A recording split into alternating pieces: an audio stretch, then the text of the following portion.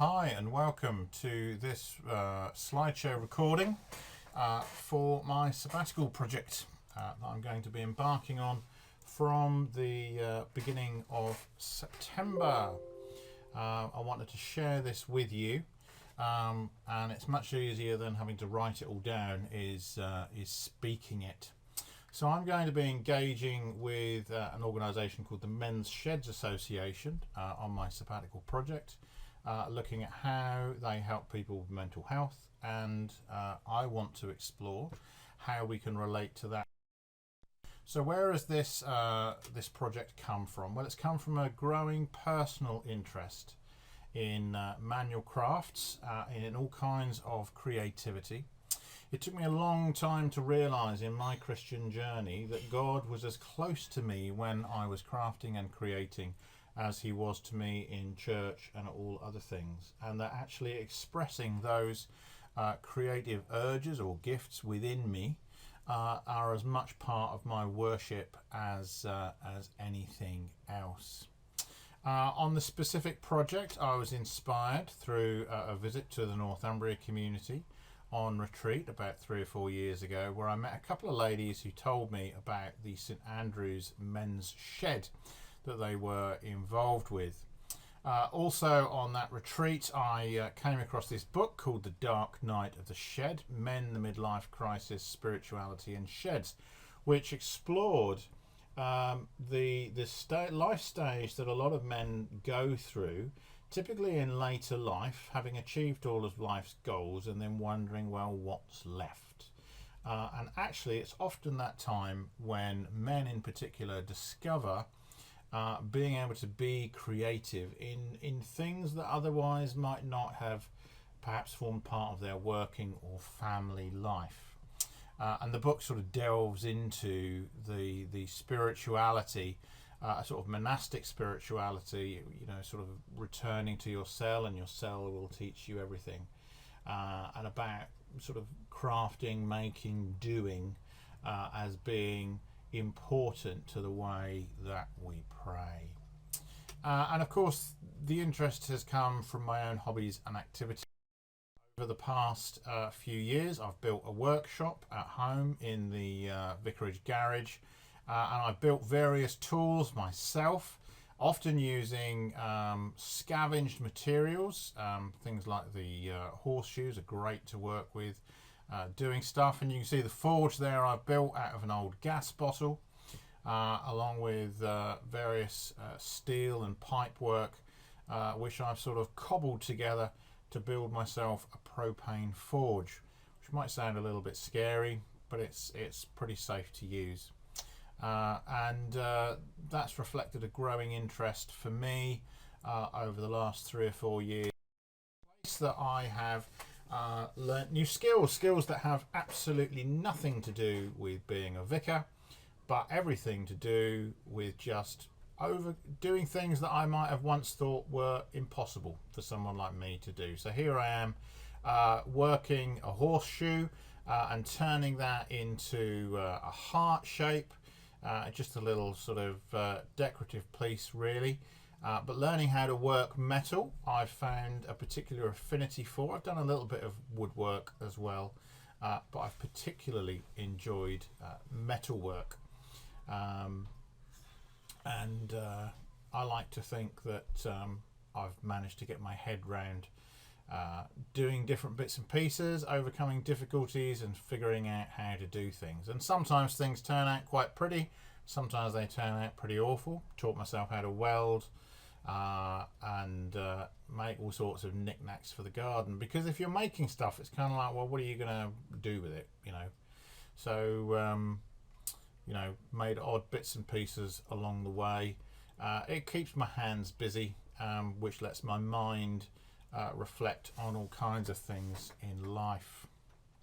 The other areas of interest I've had is knife making, which is not very politically correct, but we all use knives every day, and these are a selection of kitchen and sort of bushcraft type knives, which I've made this year. and I think there's something wonderful in having something very functional but also quite beautiful to use and look at, and particularly if it's made from recycled materials. I think that's a great thing, to take something like spring steel out of a car from maybe a leaf spring or a coil spring, and then, you know, something that would have gone to the scrap yard to be melted down has actually been reformed in the forging process to make something useful.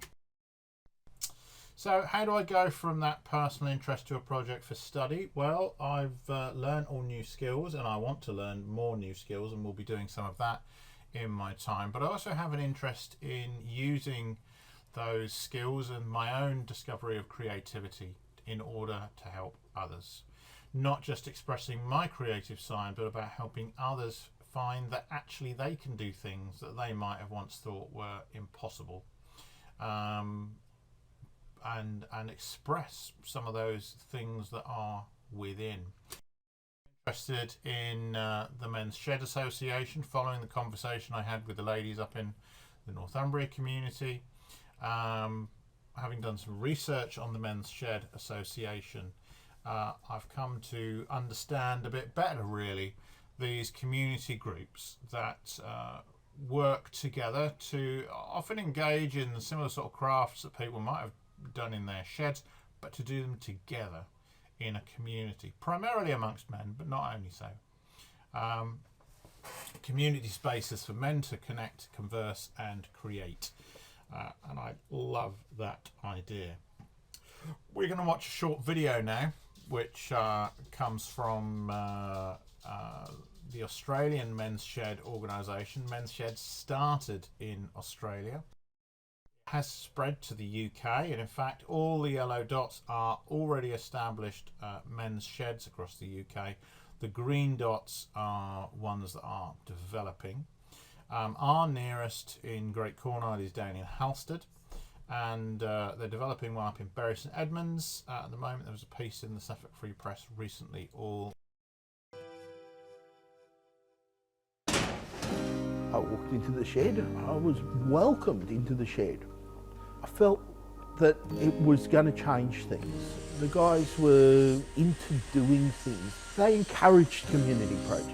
They encouraged you to come along, and even if all you did was sit down and have a cup of coffee with the guys, you were part of the group. It was very, very good to find a place that had the ideals and the camaraderie that I was looking for. It has been pointed out to me actually that if we were the first shed here in Australia, and I'm the last founder member, and I've been going here now for 16 years, I'm probably the longest serving men's shedder in Australia, which is a bit of a scary thought really. It makes me feel very old.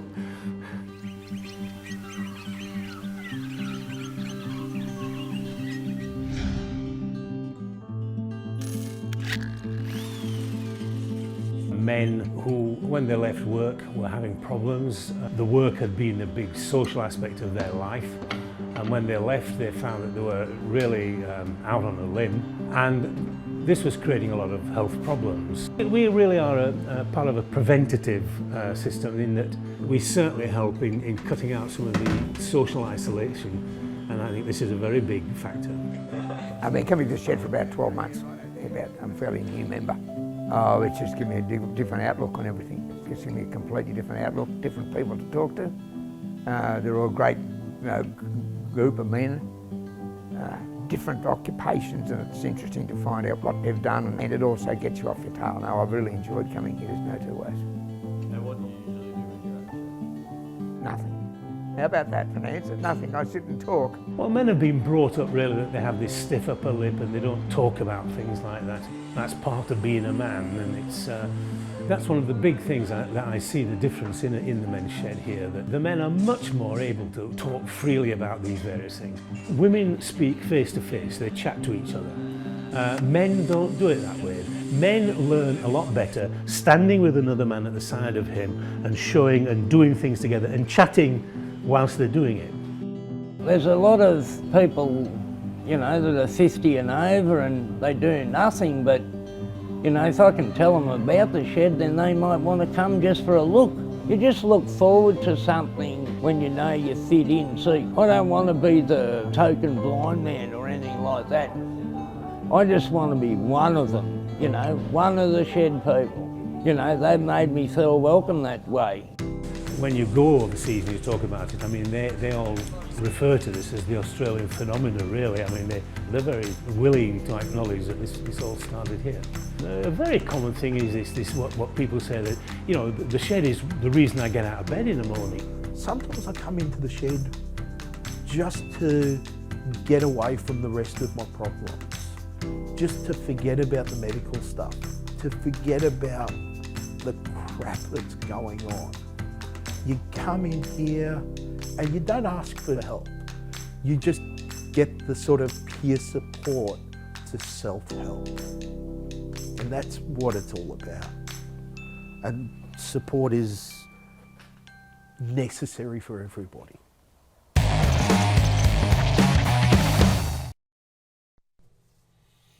So one of the aspects of men's sheds is working together, shoulder to shoulder,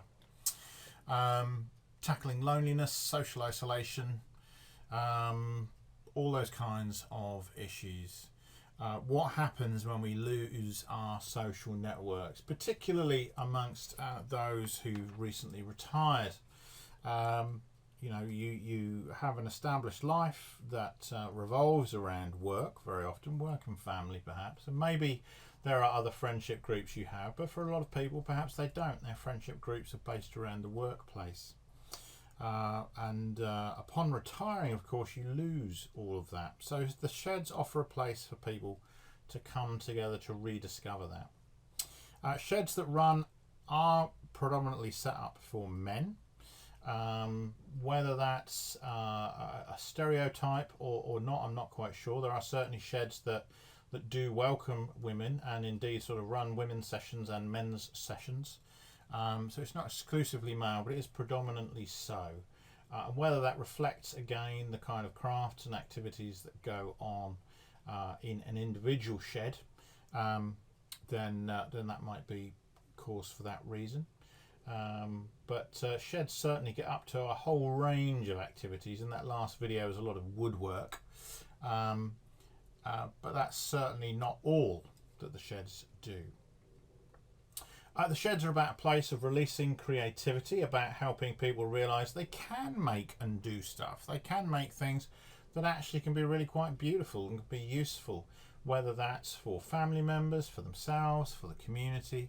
A lot of sheds have done all kinds of projects in their communities to bless the community, and finding that perhaps if you weren't in a sort of creative job, that actually, hey, yes, you know, I can make useful things with my hands.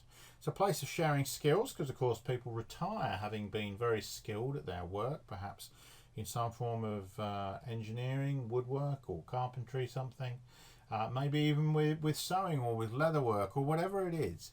And the shed creates a place where they can share those skills with others who are genuinely interested in learning them. And so the sheds are also a place to learn, a place to pick up new skills and discover that you can do things. It's also a safe space. One of the reflections I have in ministry, particularly with older men, is looking at the places where they meet and gather to support one another, and that place often seems to be the pub, which might be absolutely fine, but equally, you know, if this place you're spending all day every day is the pub, alcohol brings its own troubles. Finally, on this slide, you'll see the challenges that the Community Sheds group seek to overcome, the outcomes and the impacts on people's lives that the sheds can have. And this group, the UK Men's Shed Association, looks to work with all kinds of other partners, including churches. We're part of that third sector. Each shed is different, according to its context, connected with its community, affiliated with the UK Men's Shed Association, but not controlled. Breaking new ground wherever they are. They are autonomous in that way. As I say, they are predominantly, being the Men's Shed Association, for men, but a lot of sheds are very community based. And they get up to all sorts of things.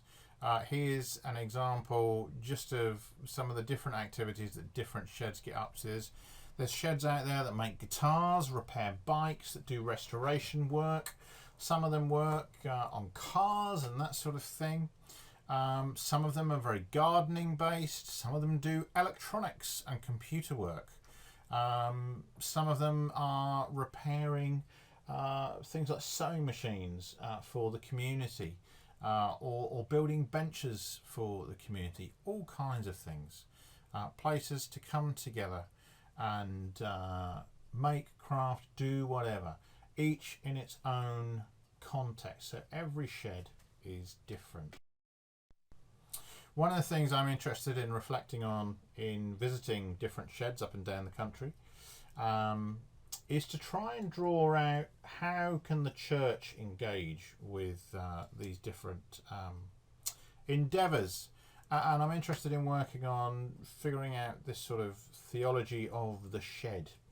You know, what does it mean to be worshippers of a God who said, "Let there be light," and there was light. God who through an act of will and volition created, and created happily and joyfully with a sense of purpose. What does it mean to follow our Saviour, who was himself a carpenter, a man who worked with his hands in his early life? And it makes me wonder sometimes actually if maybe in his sort of itinerant ministry around Judea and Galilee, whether he ever did take a break from the preaching and say, well, hey, look, they're doing some building work, let's go and help them.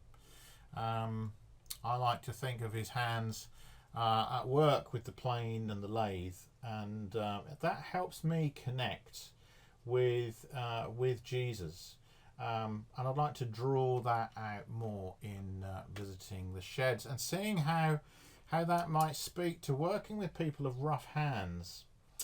Jesus' disciples were often people of rough hands. You know, we think of the fishermen, and you might think of calloused hands used to working. And I wonder if sometimes in our churches can be a difficult place for those people of rough hands who are not so much used to sitting and listening and singing, but are used to doing and making.